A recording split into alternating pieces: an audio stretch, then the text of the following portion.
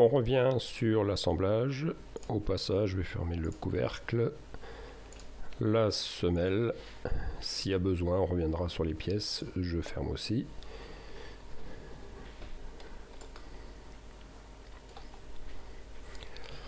Alors, je vais aussi modifier sur la semelle.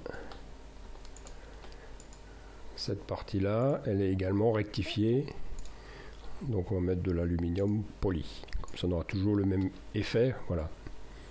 Rectifié, propre, alésé. Retour.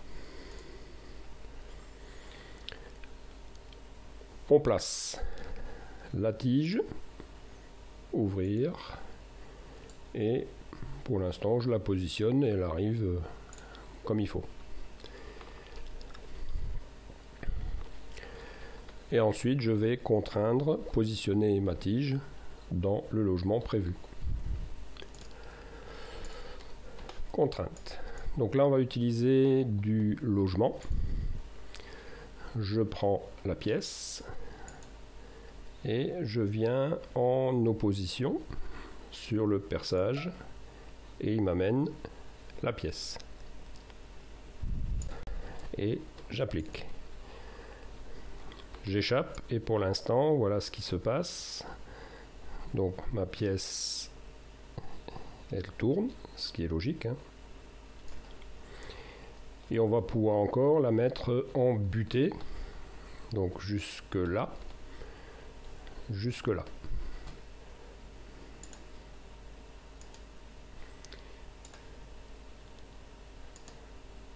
je regarde ma pièce vue de dessus et je vais mesurer simplement la cote de là à là. Et je constate que donc je suis pas parti du bord de la pièce, hein, on le voit bien là. Il y a le bout qui est à l'intérieur, donc je vais le repositionner.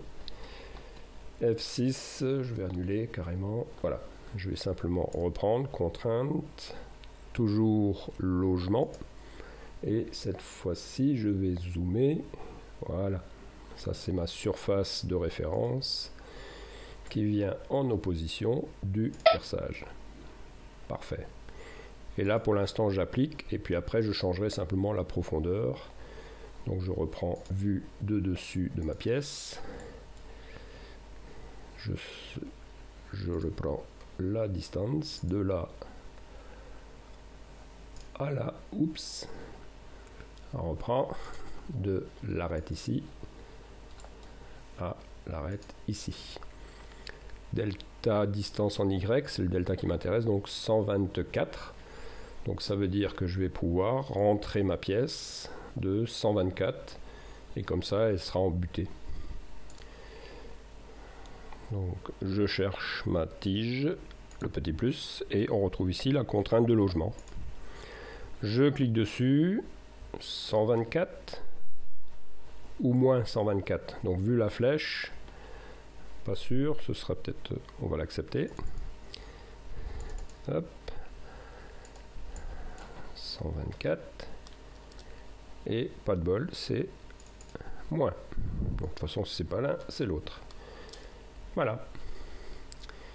Et on a la pièce qui est en butée.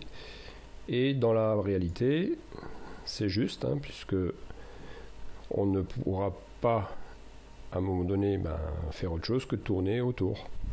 Quand on est en butée, on peut revenir aussi avoir une course qui va être en butée après au niveau de l'anneau élastique. Et c'est ce qui reste à faire. Maintenant, on va rajouter l'anneau élastique. Et notre tige sera complète. Et on passera ensuite au poinçon, au bouton, au ressort. Il y a encore un petit peu de travail.